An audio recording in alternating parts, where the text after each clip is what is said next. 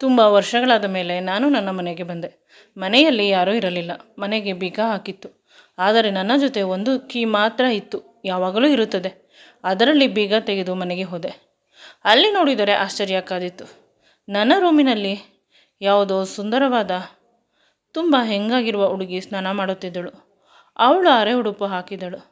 ಸ್ನಾನ ಮಾಡಬೇಕಾದಾಗ ಅವಳ ಕೆಂಪಾದ ತುಟಿ, ಮುದ್ದಾದ ಮುಖ, ಈಗ ತಾನೇ ಅರಳಿರುವ ಗುಲಾಬಿಯ ರೀತಿ ಅವಳು ಕಾಣುತ್ತಿದ್ದಳು. ಅವಳ ಬಳಿ ಹೋಗಿ ಅವಳನ್ನು ನನಗೆ ತಿಳಿಯದೆ ತಬ್ಬಿಕೊಂಡೆ. ನಂತರ ಅವಳ ತುಟಿಗೆ ಮುತ್ತು ಕೊಡುತ್ತಾ ಅವಳ ಬ್ರಾವನ್ನು ನಿಧಾನವಾಗಿ ತೆಗೆದು ಅವಳ ಎದೆಗಳಿಗೆ ಮುತ್ತು ಕೊಟ್ಟು ಅವನ್ನು ನನ್ನ ಕೈಗಳಿಂದ ಗಟ್ಟಿಯಾಗಿ ಹಿಡಿದುಕೊಂಡೆ, ತುಂಬ ಜೋರಾಗಿ. ಅವಳು ತುಂಬ ನಲ್ಮೆಯಿಂದ ನಲಗುತ್ತಿದ್ದಾಳೆ. ಅವಳು ಕಿರುಚುತ್ತಿದ್ದ ಧ್ವನಿ ನನಗೆ ಇಷ್ಟವಾಯಿತು. ಅವಳು ನನ್ನನ್ನು ದೂರ ತಳ್ಳುವ ಬದಲು ನನಗೆ ಸಹಕರಿಸುತ್ತಿದ್ದಾಳೆ. ನನ್ನ ಹೆಸರು ನರೇಶ್. ನಾನು ತುಂಬ ಒಳ್ಳೆಯ ಹುಡುಗ. ಚಿಕ್ಕಂದಿನಿಂದ ಎಲ್ಲರೂ ನನ್ನನ್ನು ತುಂಬ ಪ್ರೀತಿಯಿಂದ ನೋಡಿಕೊಳ್ಳುತ್ತಿದ್ದರು. ದೊಡ್ಡವನಾದಂತೆ ತುಂಬ ಕಷ್ಟಪಡುತ್ತಿರುವುದು ತಿಳಿಯಿತು. ಚಿಕ್ಕಂದಿನಲ್ಲಿ ನನಗೆ ಕಷ್ಟ ಆಗಬಾರದು ಅಂತ ಅಪ್ಪ ಅಮ್ಮ ಯಾವುದೇ ವಿಷಯ ಹೇಳುತ್ತಿರಲಿಲ್ಲ. ಆದರೆ ದೊಡ್ಡವನಾದ ಮೇಲೆ ನನಗೆ ತಿಳಿಯಿತು, ಅಪ್ಪ ಅಮ್ಮ ತುಂಬ ಕಷ್ಟಪಟ್ಟಿದ್ದಾರೆ, ಅವರಿಗೆ ಸಹಾಯ ಮಾಡಬೇಕು ಅಂತ. ಆದರೆ ಮನೆಯಲ್ಲಿ ಯಾರೂ ಅದಕ್ಕೆ ಅವಕಾಶ ಮಾಡಿಕೊಡುತ್ತಿರಲಿಲ್ಲ. ನೀನು ಚಿಕ್ಕವನು, ನೀನು ಚೆನ್ನಾಗಿ ಓದಬೇಕು, ನಮ್ಮ ಕಷ್ಟ ನಮ್ಮ ಕಾಲಕ್ಕೆ ಅಂತ ಅಪ್ಪ ಅಮ್ಮ ಹೇಳಿದಾಗ ನನಗೆ ಅಳು ಬರುತ್ತಿತ್ತು. ಅವರ ಮಾತನ್ನು ನಾನು ಎಷ್ಟು ಕೇಳಿದರೂ ಅವರಿಗೆ ಸಹಾಯ ಮಾಡಬೇಕು ಅಂತ ಅನಿಸಿತು. ಅದಕ್ಕಾಗಿ ನಾನು ಒಂದು ಹೊಸ ಪ್ರಯತ್ನ ಮಾಡಿದ್ದೆ. ಅದೇನೆಂದರೆ, ನಾನು ಹಾಕಲು ಹೋಗುತ್ತಿದ್ದೆ. ಮನೆಗೆ ಪೇಪರ್ ಜೊತೆ ಹಾಲನ್ನು ಹಾಕುತ್ತಿದ್ದೆ. ಮೊದಲು ಎಲ್ಲ ಸರಿಯಿತ್ತು. ತಿಂಗಳ ಸಂಬಳ ಬಂದಾಗ ಅಪ್ಪನ ಪಾಕೆಟ್ಗೆ ಅರ್ಧ ಮತ್ತು ಅಮ್ಮನ ಸಾಸಿವೆ ಡಬ್ಬಕ್ಕೆ ಅರ್ಧ ಹಾಕಿ ಅವರಿಗೆ ತಿಳಿಯದಂತೆ ದುಡ್ಡನ್ನು ಕೊಡುತ್ತಿದ್ದೆ. 1-2-3 ತಿಂಗಳು ಇದೇ ರೀತಿ ಆಯಿತು. ಆದರೆ ಇಂದು ನನ್ನ ಸೋದರ ಮಾವ ನಾನು ಪೇಪರ್ ಹಾಕುತ್ತಿರುವುದನ್ನು ನೋಡಿ ನನ್ನನ್ನು ಹಿಡಿಯಲು ಬಂದ. ನಾನು ಭಯದಿಂದ ಸೈಕಲನ್ನು ಹೊಡೆದುಕೊಂಡು ಬಹಳ ದೂರಕ್ಕೆ ಹೊರಟು ಹೋದೆ. ಇನ್ನು ಮಾವ ಅಮ್ಮನಿಗೆ ಹೇಳುತ್ತಾನೆ ಅಂತ ಗೊತ್ತು. ಅದಕ್ಕೆ ನಾನು ಮನೆಗೆ ಹೋಗಲಿಲ್ಲ. ಆ ದಿನಪೂರ್ತಿ ಮನೆಯಲ್ಲಿ ಎಲ್ಲರೂ ನನ್ನನ್ನು ಹುಡುಕುತ್ತಿದ್ದಾರೆ. ನಾನು ಕೊನೆಯವನು ಅಂತ ಎಲ್ಲರೂ ತುಂಬ ಪ್ರೀತಿ ಮಾಡುತ್ತಿದ್ದರು. ಆದರೆ ನನಗೆ ಭಯ, ಮನೆಗೆ ಹೋದರೆ ಎಲ್ಲರೂ ನನ್ನನ್ನು ಹೊಡೆಯುತ್ತಾರೆ ಅಂತ. ಮನೆಗೆ ಹೋಗದೆ ನಾನು ಬಸ್ ಸ್ಟ್ಯಾಂಡಲ್ಲಿ ಮಲಗಿದ್ದೆ. ಆದರೆ ಸೋದರ ಮಾವ ಬಸ್ ಸ್ಟ್ಯಾಂಡನ್ನು ಬಿಟ್ಟಿಲ್ಲ. ಬಸ್ ಸ್ಟ್ಯಾಂಡ್, ರೈಲ್ವೆ ಸ್ಟೇಷನ್ ಎಲ್ಲವನ್ನು ಹುಡುಕಿ ಸುತ್ತಿದ್ದಾನೆ ಅನ್ನುವ ವಿಚಾರವನ್ನು ನನ್ನ ಗೆಳೆಯರು ಹೇಳಿದರು. ನಂತರ ನಾನು ತಡ ಮಾಡದೆ ಅಲ್ಲೇ ಇದ್ದ ಬಾತ್ರೂಮ್ಗೆ ಹೊರಟು ಹೋದೆ. ನನ್ನ ಮಾವ ಬಂದು ಹೋಗುವವರೆಗೂ ನಾನು ಅಲ್ಲೇ ಇದ್ದೆ. ನಂತರ ನಾನು ದೇಶಾಂತರ ಹೊರಟು ಹೋದೆ. ಅಂದರೆ ನನ್ನ ಗೆಳೆಯನ ಭಾವ ಬೆಂಗಳೂರಿನಲ್ಲಿ ಗಾರೆ ಕೆಲಸ ಮಾಡುತ್ತಿದ್ದಾರಂತೆ. ಅಲ್ಲಿ ಹೋಗಿ ಕೆಲಸಕ್ಕೆ ಸೇರಿಕೊಂಡೆ. ಒಂದು ದಿನಕ್ಕೆ 1000 ರು ಕೊಡುತ್ತಾರಂತೆ. ತಿಂಗಳಿಗೆ 30,000 ಸಂಪಾದನೆ. ವಾವ್, ತುಂಬ ಖುಷಿಪಟ್ಟೆ. ಒಂದು ಇಂಜಿನಿಯರ್ಗೂ ಕೂಡ ಕೆಲಸಕ್ಕೆ ಸೇರಿಕೊಂಡರೆ 15-20,000 ಟ್ರೈನಿಂಗ್ ಪೀರಿಯಡ್ ಅಂತ ಸಂಬಳ ಕೊಡುತ್ತಾರೆ. ನಾನು ತುಂಬ ಅದೃಷ್ಟ ಮಾಡಿದ್ದೇನೆ, ನನಗೆ ಇಷ್ಟೊಂದು ಸಂಬಳ ಬರುತ್ತದೆ. ಆದರೆ ಈ ಸಂಬಳವನ್ನು ಅಪ್ಪ ಅಮ್ಮನಿಗೆ ಹೇಗೆ ಕೊಡಲಿ? ಓದುವುದನ್ನು ಬಿಟ್ಟು ಗಾರೆ ಕೆಲಸಕ್ಕೆ ಸೇರಿಕೊಂಡಿದ್ದೇನೆ ಅಂತ ಹೇಗೆ ಹೇಳಲಿ? ಅಪ್ಪ ಸರ್ಕಾರಿ ಶಾಲೆಯಲ್ಲಿ ಮೇಷ್ಟ್ರು. ಅವರ ಮಗ ಓದದೆ ಊರು ಬಿಟ್ಟು ಹೋಗಿದ್ದಾನೆ ಅನ್ನುವುದು ಅವರಿಗೆ ದೊಡ್ಡ ಅವಮಾನ. ಇನ್ನು ಅವಿದ್ಯಾವಂತ ಮಗ, ಏನು ಕೊಟ್ಟರೂ ಅವರು ತೆಗೆದುಕೊಳ್ಳುವುದಿಲ್ಲ. ನನಗೆ ತುಂಬ ದುಃಖವಾಗುತ್ತಿತ್ತು. ಒಮ್ಮೊಮ್ಮೆ ಹೊಟ್ಟೆಯಲ್ಲಿ ಸಂಕಟವಾಗುತ್ತಿತ್ತು. ಏನನ್ನೋ ನಾನು ಹಾಳು ಮಾಡಿಕೊಂಡಿದ್ದೇನೆ ಅಂತ ಅನಿಸುತ್ತಿತ್ತು. ಆದರೂ ವಿಧಿಯಿಲ್ಲ, ನಾನು ಇವುಗಳನ್ನು ಫೇಸ್ ಮಾಡಲೇಬೇಕಿತ್ತು. ಜೀವನ ಪಾಠ ಕಲಿಸಿದಂತೆ ನಾನು ಪಾಠ ಕಲಿಯಲೇಬೇಕಿತ್ತು. ಗಾರೆ ಕೆಲಸ ಮಾಡುವಾಗ ಇಂದು ಹೊಸ ಜಾಗಕ್ಕೆ ಹೋದೆವು. ಬಿಲ್ಡಿಂಗ್ ಕಟ್ಟಲು ಜಾಗ ತುಂಬ ಸುಂದರವಾಗಿತ್ತು. ಆ ಜಾಗದ ಕಡೆ ಎಮೋಷ್ನಲ್ ಅಟ್ಯಾಚ್ಮೆಂಟ್ ಇತ್ತು. ಈ ಸಲ ಏನು ಅಂತ ಅರ್ಥವಾಗುತ್ತಿಲ್ಲ. ಆದರೂ ನನ್ನನ್ನು ಯಾವುದೋ ಒಂದು ಶಕ್ತಿ ಸೆಳೆಯುತ್ತಿದೆ. ನಾನು ತುಂಬ ಖುಷಿಪಟ್ಟೆ ಅಲ್ಲಿ ಕೆಲಸ ಮಾಡುತ್ತಾ ಇದ್ದೇನೆ. ಸಡನ್ನಾಗಿ ಇದ್ದಕ್ಕಿದ್ದಂತೆ ನನ್ನ ತಲೆಯಲ್ಲಿ ಒಂದು ವಿಷಯ ಬಂತು. ನನ್ನ ಮನೆಯವರು ಅಥವಾ ನನ್ನ ರಕ್ತ ಸಂಬಂಧಿಗಳು ಯಾರಾದರೂ ಇರಬಹುದು. ಇಲ್ಲಿ ಪಿಕ್ಚರಲ್ಲಿ ಇದೇ ರೀತಿ ಆಗುತ್ತಿತ್ತು. ಅಪ್ಪ ಅವರ ಅಮ್ಮ ಬಂದಾಗ ಈ ರೀತಿ ಸೆಳೆತ ಬರುತ್ತಿತ್ತು. ಇಲ್ಲವಾದರೆ ತಂಗಿ ಬಂದಾಗ ನನಗೆ ಇರುವುದು ಒಬ್ಬನೇ ಅಣ್ಣ, ತಂಗಿ ಇಲ್ಲ. ಆದರೆ ಅಪ್ಪ ಅಮ್ಮ ಬರುತ್ತಿರಬಹುದಾ ಅಂತ ಹಿಂದೆ ತಿರುಗಿ ನೋಡಿದಾಗ ಹೌದು, ನಮ್ಮ ಇಂಜಿನಿಯರ್ ಮತ್ತು ಕಾಂಟ್ರಾಕ್ಟರ್ ಜೊತೆ ನನ್ನ ಅಪ್ಪ ಮಾತನಾಡುತ್ತಿದ್ದಾರೆ. ಅಂದರೆ ಅಪ್ಪ ಇಲ್ಲಿ ಮನೆ ಕಟ್ಟಿಸುತ್ತಿರುವುದು. ನಮ್ಮ ಮನೆ ತೀರಾ ಚಿಕ್ಕದು, ಎಲ್ಲರಿಗೂ ಸಾಕಾಗುವುದಿಲ್ಲ ಅಂತ ಪ್ರತಿದಿನ ಜಗಳ ಮಾಡುತ್ತಿದ್ದರು. ಈಗ ಆ ಜಗಳವನ್ನು ತಪ್ಪಿಸಲು ಹೊಸ ಮನೆ ಕಟ್ಟಿಸುತ್ತಿದ್ದಾರೆ. ನನ್ನನ್ನು ಗುರುತಿಸಲು ಕಷ್ಟವಾಗುತ್ತದೆ ಅಂತ ನಾನು ಅಲ್ಲಿಂದ ಹೋಗಲು ಪ್ರಯತ್ನ ಮಾಡುತ್ತಿದ್ದೇನೆ. ಆಗ ನನ್ನ ಮೇಸ್ತ್ರಿ ನನ್ನನ್ನು ಕರೆದು ಚೆನ್ನಾಗಿ ಬೈಯುತ್ತಾ ಇದ್ದಾನೆ. ಚಿಕ್ಕವನು, ಚಿಕ್ಕ ವಯಸ್ಸಿನ ಹುಡುಗ ಅಂತ ತುಂಬ ಚೆನ್ನಾಗಿ ಕೆಲಸ ಮಾಡಬೇಕು. ನೀನು ನೋಡಿದರೆ ಓಡಿ ಹೋಗುತ್ತೀಯ. ದೇವರು ನಿನಗೆ ಒಳ್ಳೆಯದನ್ನು ಮಾಡುವುದಿಲ್ಲ. ನೀನು ಅಂಥವನು ಇಂಥವನು ಅಂತ ಬೈಯುತ್ತಿದ್ದಾರೆ. ಆಗ ನಾನು ಅಲ್ಲಿಂದ ಓಡಿ ಹೋಗಲು ಆರಂಭಿಸಿದೆ. ಅಷ್ಟರಲ್ಲಿ ಅಲ್ಲಿ ಇದ್ದ ನನ್ನ ಗೆಳತಿಯರು, ಅಂದರೆ ನನ್ನ ಜೊತೆ ಕೆಲಸ ಮಾಡುವವರು, ನನ್ನನ್ನು ಗಟ್ಟಿಯಾಗಿ ಹಿಡಿದುಕೊಂಡು ಸುಮ್ಮನೆ ಇರು ಅಂತ ಹೇಳುತ್ತಿದ್ದಾರೆ. ನಾನು ಕಣ್ಣನ್ನು ಮುಚ್ಚಿಕೊಂಡು ತಲೆ ಬಗ್ಗಿಸಿದೆ. ಅಪ್ಪ ನನ್ನ ಬಳಿ ಬಂದು ನನ್ನನ್ನು ಗಟ್ಟಿಯಾಗಿ ತಬ್ಬಿಕೊಂಡು ಅಳುತ್ತಿದ್ದರು. ನಾನು ನಿನ್ನನ್ನು ಎಲ್ಲೆಲ್ಲಿ ಹುಡುಕಿದೆ, ಆದರೆ ನೀನು ಸರಿಯಾಗಿ ನಿದ್ರೆ ಕೂಡ ಮಾಡಿಲ್ಲ.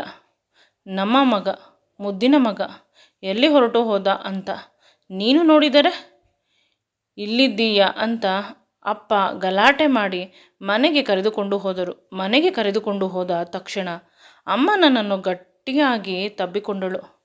ಇನ್ನೆಂದು ಈ ರೀತಿ ಮಾಡಬಾರದು ಅಂತ ಪ್ರಾಮಿಸ್ ಮಾಡಿಸಿಕೊಂಡರು. ನನಗೆ ಚೆನ್ನಾಗಿ ಸ್ನಾನ ಮಾಡಿಸಿ ಹೊಸ ಬಟ್ಟೆಯನ್ನು ಹಾಕಿದರು. ಮನೆಗೆ ಬಂದ ಮೇಲೆ ಒಂದು ರೀತಿ ತೃಪ್ತಿ. ಚೆನ್ನಾಗಿ ನನಗಾಗಿ ನಾನ್ ವೆಜ್ ಮಾಡಿದ್ದರು. ಅದನ್ನು ತಿಂದು ಮಲಗಿದೆ. ಪ್ರಪಂಚದಲ್ಲಿ ಇನ್ಯಾವ ಖುಷಿಯೂ ಸಿಗೋದಿಲ್ಲ, ಅಷ್ಟು ಖುಷಿ ಇದೆ. ಅಮ್ಮನಿಗೆ ಕೇಳಿದೆ, ಏಕೆ ಇಷ್ಟು ಬೇಗ ಮನೆ ಕಟ್ಟಿಸುತ್ತಿದ್ದೀರಾ ಅಂತ ಕೇಳಿದಾಗ, ಅಮ್ಮ ನಿನ್ನ ಅಣ್ಣನಿಗೆ ಮದುವೆ ಮಾಡಬೇಕು, ಅದಕ್ಕಾಗಿಯೇ ಮನೆ ಬೇಕೇ ಬೇಕು ಅಂತ ಹೇಳಿದಳು. ನಾನು ತುಂಬ ಖುಷಿಪಟ್ಟೆ. ನನ್ನಷ್ಟು ಅದೃಷ್ಟವಂತ ಯಾರೂ ಇಲ್ಲ ಅಂತ. ನನ್ನ ವಿದ್ಯಾಭ್ಯಾಸ ಅರ್ಧಂಬರ್ಧವಾಗಿದೆ. ಪುನಃ ನನ್ನನ್ನು ಸ್ಕೂಲ್ಗೆ ಸೇರಿಸಿದರು. ಈಗ ನಾನು 9th ಸ್ಟ್ಯಾಂಡರ್ಡ್. ಸ್ಕೂಲ್ಗೆ ಹೋಗುವುದು ಇಷ್ಟವಿಲ್ಲದಿದ್ದರೂ ಅಪ್ಪ ಅಮ್ಮನ ಬಲವಂತಕ್ಕೆ ಸ್ಕೂಲ್ಗೆ ಸೇರಿಕೊಂಡೆ.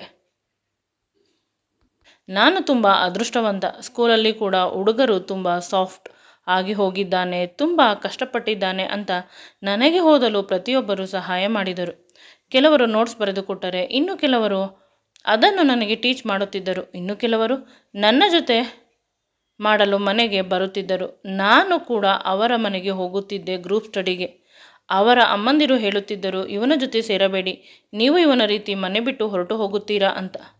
ನಾನು ನನ್ನ ಅಮ್ಮನ ಬಳಿ ಬಂದು ಇದನ್ನೆಲ್ಲ ಹೇಳಿಕೊಂಡು ಅಳಲು ಶುರು ಮಾಡಿದ್ದೆ. ಆಗ ಅಮ್ಮ ಹೇಳಿದಳು, ಯಾವುದೇ ಕಾರಣಕ್ಕೂ ಅಳಬಾರದು. ನೀನು ಮಾಡಿರುವ ತಪ್ಪು ಅದೇ ರೀತಿ. ನೀನು ಹೋದ ದಿನದಿಂದಲೂ ನೆನ್ನೆ ನೀನು ಬರುವವರೆಗೂ ನಾನು ಊಟ ಮಾಡಿಲ್ಲ, ಕೇವಲ ನೀರು ಕುಡಿದುಕೊಂಡು ಇದ್ದೆ. ನನ್ನ ಮಗು ಅಲ್ಲಿ ಏನು ತಿನ್ನುತ್ತದೆಯೋ ತಿನ್ನುವುದಿಲ್ಲವೋ ಅಂತ ನನಗೆ ತಿಳಿದಿರಲಿಲ್ಲ. ಅದೇ ರೀತಿ ಇಂದು ಅವರಿಗೂ ಕೂಡ ಭಯ, ತಮ್ಮನ್ನು ತಮ್ಮ ಮಕ್ಕಳು ಬಿಟ್ಟು ಹೊರಟು ಹೋಗುತ್ತಾರೆ ಅಂತ.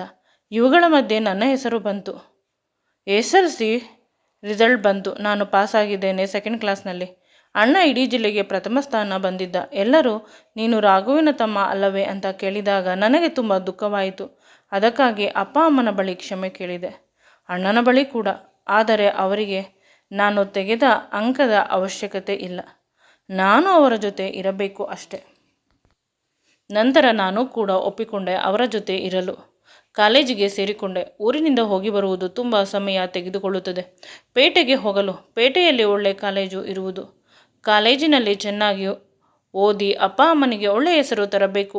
ಕಾಲೇಜಿನಲ್ಲಿ ನನ್ನ ರೂಪಕ್ಕೆ ಎಲ್ಲ ಹುಡುಗಿಯರು ಬಿದ್ದರು. ನನ್ನನ್ನು ಅವರ ಬಳಿ ಆಕರ್ಷಣೆ ಒಳಗಾಗುವಂತೆ ಮಾಡಿದರು. ಆದರೆ ನಾನು ಕೂಡ ಒಂದು ಹುಡುಗಿಯನ್ನು ಪ್ರೀತಿಸಿದೆ. ಈ ಪ್ರೀತಿಯ ಜಾಗದಲ್ಲಿ ಬಿದ್ದು ನಾನು ಪ್ರಥಮ PUCಯಲ್ಲೇ ಫೇಲಾದೆ.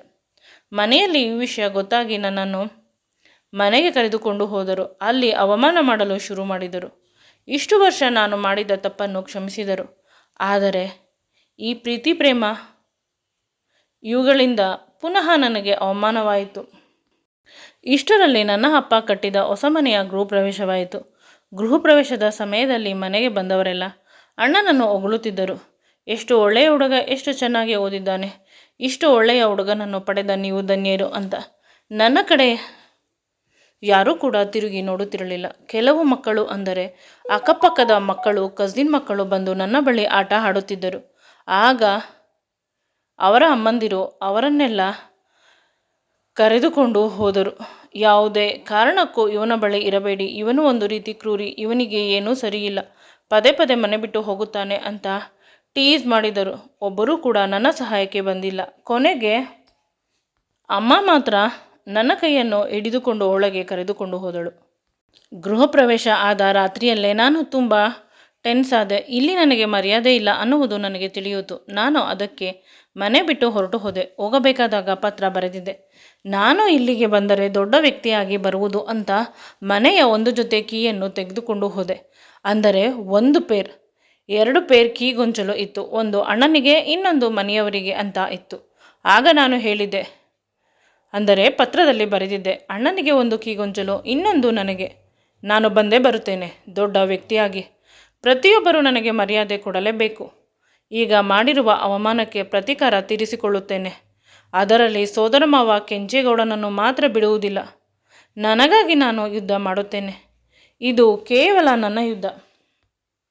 ನಾನು ಯಾವುದೋ ಗುರುಕುಲದಲ್ಲಿ ವಿದ್ಯಾಭ್ಯಾಸಕ್ಕೆ ಸೇರಿಕೊಂಡೆ. ಅಂದರೆ ಅದು ಗುರುಕುಲವಾದರೂ ಮಾಡೆಲ್ ಎಜುಕೇಷನ್ ಇತ್ತು. ಅಂದರೆ ಹಳೆ ಕಾಲದ ವೈದಿಕ ಎಜುಕೇಷನ್ ಇದೆ. ನಾನು ಮಾಡರ್ನ್ ಎಜುಕೇಷನ್ಗೆ ಸೇರಿಕೊಂಡೆ. ನನ್ನ ವಿದ್ಯಾಭ್ಯಾಸ ಕಂಪ್ಲೀಟ್ ಮಾಡಿದೆ. ಅಲ್ಲೂ ಕೂಡ ದಿನದಲ್ಲಿ 2 ಗಂಟೆ ಏನಾದರೂ ಕೆಲಸ ಮಾಡಬೇಕು. ಅದರಿಂದ ಬರುವ ದುಡ್ಡಿಂದ ನಮ್ಮ ಬದುಕು ಸಾಗುತ್ತದೆ. ಅಲ್ಲಿಗೆ ಸಂಪೂರ್ಣವಾಗಿ ನಾನು ಅಡ್ಜಸ್ಟ್ ಆದೆ. ಪ್ರತಿ ತಿಂಗಳು ಮಾಡುವ ಟೆಸ್ಟ್ನಲ್ಲಿ ಒಳ್ಳೆಯ ಅಂಕ ತರುತ್ತಿದ್ದೆ. ಆಗ ನಮ್ಮ ಗೆಳೆಯರು ಹೇಳುತ್ತಿದ್ದರು, ಕೇವಲ ಟೆಸ್ಟಲ್ಲಿ ತೆಗೆದರೆ ಸಾಲದು, ಪರೀಕ್ಷೆಯಲ್ಲಿ ತೆಗೆಯಬೇಕು ಅಂತ. ಅದೇ ರೀತಿ ಆಯಿತು. ಪರೀಕ್ಷೆಯಲ್ಲಿ ಒಳ್ಳೆಯ ಅಂಕ ತೆಗೆದು ಪಾಸಾದೆ. ಈಗಲೇ ಊರಿಗೆ ಹೋದರೆ ಚೆನ್ನಾಗುವುದಿಲ್ಲ.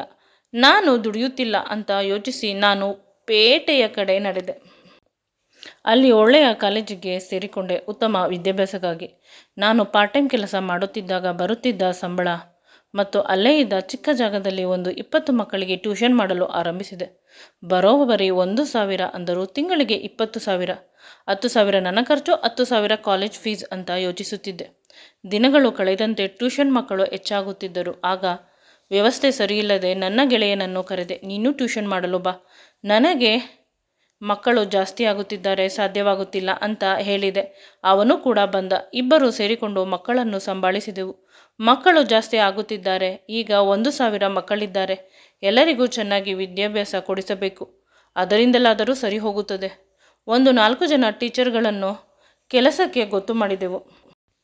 ಒಂದು ಚಿಕ್ಕ ಜಾಗವನ್ನು ತೆಗೆದುಕೊಂಡು, ಅಂದರೆ ಬಾಡಿಗೆಗೆ ಮಕ್ಕಳು. ಈಗ 5,000 ಆದರೂ ಎಲ್ಲ ಟೀಚರ್ಗಳಿಗೂ ನಾನೇ ಪೇಮೆಂಟ್ ಮಾಡುವುದು. ಮೊದಲು 1,000 ಇದ್ದಿದ್ದು ಈಗ 5,000 ಆಗಿದೆ. ನಾನು ಇಷ್ಟೊಂದು ದುಡಿಯುತ್ತಾ ಇದ್ದೇನೆ ಅಂತ ನನ್ನ ಜೊತೆ ಕೆಲಸ ಮಾಡುವ ಪ್ರತಿಯೊಬ್ಬರನ್ನು ನಾನು ತುಂಬ ಚೆನ್ನಾಗಿ ನೋಡಿಕೊಳ್ಳುತ್ತಿದ್ದೆ. ಅವರ ಅಗತ್ಯತೆಗಳನ್ನು ಪೂರೈಸುತ್ತಿದ್ದೇನೆ. ನಾನು ನೆಮ್ಮದಿಯ ನಿಟ್ಟುಸಿರು ಬಿಟ್ಟು ಮಲಗಿದೆ. ಆಗ ಸಡನ್ನಾಗಿ ನೆನಪಾಯಿತು ನನ್ನ ಅಪ್ಪ ಅಮ್ಮ. ನಾನು ಟ್ಯೂಷನ್ ಜಾಗವನ್ನು ಬಾಡಿಗೆ ಕೊಡಲು ಆರಂಭಿಸಿದೆ. ಅಂದರೆ ಜಾಗವನ್ನು ಸ್ವಂತ ಮಾಡಿಕೊಂಡಿದ್ದೇನೆ. ಈಗ ಎಲ್ಲರೂ ನನಗೆ ಬಾಡಿಗೆ ಕಟ್ಟುತ್ತಾರೆ. ತುಂಬ ದುಡ್ಡು ಸಂಪಾದನೆ ಮಾಡುತ್ತಿದ್ದೇನೆ. ಅದನ್ನು ನೋಡಿ ನಾನು ಬೆಚ್ಚಿದೆ. ಇಷ್ಟೊಂದು ದುಡ್ಡು? ಅಪ್ಪ ಅಮ್ಮನ ಅವಶ್ಯಕತೆಗಳನ್ನು ಪೂರೈಸಬೇಕು ಅಂತ ನೆನಪಾಗಿ ಊರಿನ ಕಡೆ ನಡೆದೆ. ಆದರೆ ಮನೆಯಲ್ಲಿ ಯಾರೂ ಇರಲಿಲ್ಲ. ಒಳಗೆ ಬೀಗ ತೆಗೆದಾಗ ಒಂದು ಶಾಂತವಾದ ಮನೆಯಾಗಿತ್ತು. ನನ್ನ ರೂಮಿನ ಬೀಗವನ್ನು ತೆಗೆದು ನೋಡಿದೆ. ಆದರೆ ಒಳಗಿನಿಂದ ನೀರಿನ ಶಬ್ದ ಕೇಳಿಸುತ್ತಿತ್ತು. ಹೊರಗಡೆಯಿಂದ ಬೀಗ ಹಾಕಿದ್ದಾರೆ. ಮನೆಯನ್ನು ಬೀಗ ಹಾಕಿ ಮನೆಯೊಳಗಡೆಯಿಂದ ನೀರಿನ ಶಬ್ದ ಕೇಳುತ್ತಿದೆ. ಯಾವುದಾದರೂ ದೆವ್ವ ಇರಬಹುದು ಅಂತ ಅನಿಸಿತು. ಒಳಗೆ ನೋಡಿದಾಗ ನಿಜವಾಗಲೂ ಖುಷಿಯಾಯಿತು. ಒಂದು ಸುಂದರವಾದ ದೆವ್ವ ಇದೆ, ದೆವ್ವದ ರೀತಿ ಇರುವ ಹುಡುಗಿ ಇದೆ ಅಂತ ಖುಷಿಯಾಯಿತು. ನಾನು ಮೊದಲು ನನ್ನ ಭ್ರಮೆ ಅಂತ ಅಂದುಕೊಂಡೆ. ಒಬ್ಬನೇ ಇದ್ದು ನಾನು ಒಂದು ರೀತಿ ಆಗಿಬಿಟ್ಟಿದ್ದೇನೆ. ಅದಕ್ಕೆ ಎಲ್ಲ ಕಡೆ ಸುಂದರವಾದ ಹುಡುಗಿಯರೇ ಕಾಣುತ್ತಾರೆ.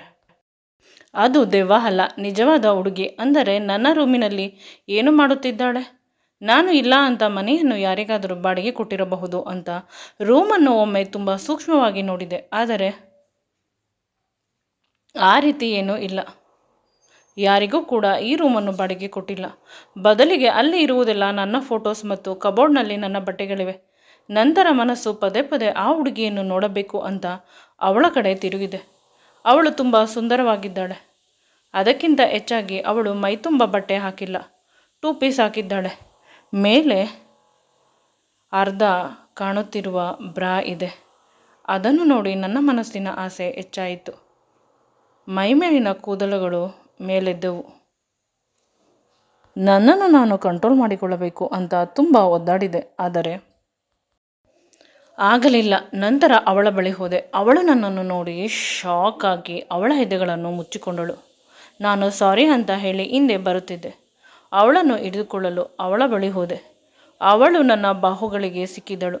ನಂತರ ಇಬ್ಬರು ಜಾರಿ ಕೆಳಗೆ ಬಿದ್ದು ಅವಳು ನನ್ನ ಮೇಲೆ ಬಿದ್ದಳು. ಬಿದ್ದ ತಕ್ಷಣ ಅವಳ ತುಟಿಗಳು ನನ್ನ ತುಟಿಗೆ ಟಚ್ ಆಯಿತು. ಅವಳ ಕೂದಲು ನನ್ನ ಮುಖದ ಮೇಲೆ ಹರಡಿತು. ಅವಳ ಎದೆಗಳು ನನ್ನ ಎದೆಗೆ. ಈಗ ಬ್ರಾ ಸ್ವಲ್ಪ ಜಾರಿದೆ. ಇನ್ನೂ ನನ್ನ ಕೈಯಲ್ಲಿ ತಡೆದುಕೊಳ್ಳಲು ಸಾಧ್ಯವಾಗದೆ ಅವಳು ಹಾಕಿದ್ದ ಬ್ರಾ ಅನ್ನು ನನ್ನ ಕೈಯಿಂದ ಕಿತ್ತೆಸೆದು ಅವಳನ್ನು ಮನಸ್ಸೋ ಇಚ್ಛೆ ಮುದ್ದಾಡಿದೆ. ನಂತರ ಅವುಗಳ ಮೇಲೆ ಮುತ್ತನ್ನು ಕೊಡಲು ಆರಂಭಿಸಿದೆ. ಇಬ್ಬರು ತುಂಬ ಸಮಯ ಹಾಗೆ ಮಲಗಿಕೊಂಡಿದ್ದೆವು. ನಾನು ಅವಳ ದೇಹವನ್ನು ಆವರಿಸಿದೆ. ಅವಳು ನನ್ನ ದೇಹದ ಮೇಲೆ ಆಕ್ರಮಣ ಮಾಡಿದಳು. ವಾತಾವರಣ ಅದೇ ರೀತಿ ಇತ್ತು. ನಾನು ಅವಳ ಜೊತೆ ಪಡೆಯುತ್ತಿರುವ ಈ ಸುಖ ಜೀವನದಲ್ಲಿ ಅನುಭವಿಸಿಲ್ಲ. ಯಾವುದೇ ವಿಷಯದಲ್ಲೂ ನನಗೆ ಇಷ್ಟೊಂದು ಸುಖ ಸಿಕ್ಕಿಲ್ಲ. ಅಷ್ಟು ಸುಖ ಸಿಗುತ್ತಾ ಇದೆ. ಬೆತ್ತಲಾಗಿದ್ದಾಳೆ ಅವಳು. ನನ್ನನ್ನು ಬೆತ್ತಲಾಗಿಸಲು ಆರಂಭಿಸಿದಳು. ಇಬ್ಬರು ಗಂಡ ಹೆಂಡತಿಯ ರೀತಿ ಒಟ್ಟಿಗೆ ಸ್ನಾನ ಮಾಡುತ್ತಾ ಒಬ್ಬರನ್ನೊಬ್ಬರು ಸವಿದೆವು. ಅಷ್ಟರಲ್ಲಿ ಮನೆಯ ಬಾಗಿಲು ಯಾರೋ ತೆಗೆದಂತೆ ಆಯಿತು. ತಡ ಮಾಡದೆ ಇಬ್ಬರು ಮೈಯನ್ನು ಒಣಗಿಸಿಕೊಂಡು ಬಟ್ಟೆಗಳನ್ನು ಹಾಕಿಕೊಂಡು ಹೊರಬಂದೆವು, ಕೈ ಹಿಡಿದುಕೊಂಡು. ಎಲ್ಲರೂ ನಮ್ಮಿಬ್ಬರನ್ನು ಆಶ್ಚರ್ಯದಿಂದ ನೋಡುತ್ತಿದ್ದರು. ನಾನು ಅಲ್ಲಿ ಇದ್ದ ಎಲ್ಲರಿಗೂ ಹೇಳಿದೆ, ನನಗೆ ಇವಳು ಯಾರು ಅಂತ ತಿಳಿದಿಲ್ಲ. ಆದರೆ ಇವಳನ್ನು ನೋಡಿದ ಮೊದಲ ಕ್ಷಣ ಇವಳು ನನ್ನವಳು ಅಂತ ಅನಿಸಿತು. ಅದಕ್ಕೆ ನಾವಿಬ್ಬರು ಮದುವೆ ಆಗಬೇಕು ಅಂತ ಅಂದುಕೊಂಡಿದ್ದೇವೆ. ಈ ಮದುವೆಗೆ ಒಪ್ಪಿ ನಮಗೆ ಆಶೀರ್ವಾದ ಮಾಡಿ ಅಂತ ಕೇಳಿಕೊಂಡೆವು. ಆಗ ನನ್ನ ಅಣ್ಣ ಮತ್ತು ಅತ್ತಿಗೆ ತುಂಬ ಖುಷಿಯಿಂದ ಒಪ್ಪಿಕೊಂಡರು. ಅಪ್ಪ ಅಮ್ಮನಿಗೂ ಕೂಡ ನನಗೆ ಸಿಕ್ಕಿರುವ ಸಕ್ಸಸ್, ನಾನು ಸಂಪಾದನೆ ಮಾಡುತ್ತಿರುವುದು ಅದರ ಅರಿವು ಇದೆ. ತಿಂಗಳಿಗೆ ಕೋಟಿಗಟ್ಟಲೆ ದುಡಿಯುತ್ತಾನೆ. ಈಗ ಮದುವೆ ಆಗುತ್ತಾನೆ ಅಂತ ಹೇಳುತ್ತಿದ್ದಾನೆ. ಅದಕ್ಕಿಂತ ದೊಡ್ಡ ಖುಷಿ ಇನ್ನೇನು ಅಂತ ಖುಷಿಪಟ್ಟರು. ಆಗ ನನ್ನ ಅತ್ತಿಗೆ ಕೇಳಿದರು, ಇವಳು ಯಾರು ಅಂತ ತಿಳಿದುಕೊಳ್ಳುವ ಆಸೆ ನಿನಗಿಲ್ಲವೇ ಅಂತ. ನಾನು ಏನೂ ಮಾತನಾಡಿದೆ, ತಲೆ ಅಲ್ಲಾಡಿಸಿದೆ, ಇಲ್ಲ ಅಂತ. ಅವಳು ನನ್ನ ತಂಗಿ, ಸಿಟಿಯಲ್ಲಿ ಓದುತ್ತಿದ್ದಳು, ಡಿಗ್ರಿ ಆಗಿದೆ. ನನ್ನನ್ನು ನೋಡಲು ಬಂದಿದ್ದಳು. ನಿನ್ನ ರೂಮ್ ಖಾಲಿ ಇತ್ತು, ಅದಕ್ಕೆ ಇರಲು ಅವಳಿಗೆ ಹೇಳಿದ್ದೆ. ನನಗೇನು ಗೊತ್ತು ನೀನು ಬರುತ್ತೀಯಾ, ಅವಳನ್ನು ನೋಡುತ್ತೀಯಾ ಅಂತ. ಅತ್ತಿಗೆ ಏನೋ ಹೇಳಲು ಹೋದಾಗ ನಾನು ನಾಚುತ್ತಾ ತಲೆ ತಗ್ಗಿಸಿದೆ. ನಾನೇನು ಮಾತನಾಡದೆ ಅವಳ ಕೈಯನ್ನು ಹಿಡಿದುಕೊಂಡು ಹೊರಗೆ ಕರೆದುಕೊಂಡು ಹೋದೆ. ಮನೆಯವರೆಲ್ಲ ಜೋರಾಗಿ ನನ್ನನ್ನು ನೋಡುತ್ತಾ ನಗುತ್ತಿದ್ದರು. ಇಬ್ಬರು ಕಾರಿನಲ್ಲಿ ಕುಳಿತುಕೊಂಡು ದಾರಿ ಯಾವ ಕಡೆ ಎತ್ತ ಅಂತ ತಿಳಿಯದೆ ಹೋಗುತ್ತಿದ್ದೆವು. ಆಗ ಅವಳು ಕೇಳಿದಳು, ನಿಮ್ಮ ಹೆಸರೇನು ಅಂತ. ಆಗ ನನಗೂ ಕೂಡ ಅರ್ಥವಾಯಿತು, ನಾನು ಅವಳ ಹೆಸರನ್ನು ಕೇಳಿಲ್ಲ ಅಂತ. ನಿನ್ನ ಹೆಸರೇನು ಅಂತ ಕೇಳಿದೆ. ಅವಳು ತುಂಬ ಮೃದುವಾದ ಧ್ವನಿಯಿಂದ ಶ್ರುತಿ ಅಂತ ಹೇಳಿದಳು. ನಾನು ಕೂಡ ಅವಳ ಧ್ವನಿಗೆ ಸೋತು ಪುನಃ ಅವಳ ತುಟಿಗೆ ನನ್ನ ತುಟಿಯಿಂದ ಸಿಹಿ ಚುಂಬನವನ್ನು ಕೊಡಲು ಆರಂಭಿಸಿದೆ. ಕಾರನ್ನು ಅಲ್ಲೇ ಪಕ್ಕ ಪಾರ್ಕಿಂಗ್ ಮಾಡಿ ಅವಳ ಮುಖ ಸಂಪೂರ್ಣವಾಗಿ ಕೆಂಪಗಾಗುವವರೆಗೂ ಮುದ್ದಾಡಿದೆ. ಮುಂದೆ ಸುಂದರವಾದ ಬದುಕನ್ನು ಇವಳ ಜೊತೆ ಕಟ್ಟಿಕೊಳ್ಳುತ್ತೇನೆ ಅನ್ನುವ ನಂಬಿಕೆಯಿಂದ ನಾನು ಅವಳ ಜೊತೆ ಸಮಯ ಕಳೆಯಲು ಆರಂಭಿಸಿದೆ. ಈ ವಿಡಿಯೋ ನಿಮಗೆ ಇಷ್ಟವಾಗಿದ್ದಲ್ಲಿ ದಯವಿಟ್ಟು ನನ್ನ ಚಾನಲನ್ನು ಲೈಕ್ ಮಾಡಿ, ಶೇರ್ ಮಾಡಿ ಮತ್ತು ಸಬ್ಸ್ಕ್ರೈಬ್ ಮಾಡಿ. Thanks for watching and keep supporting me always.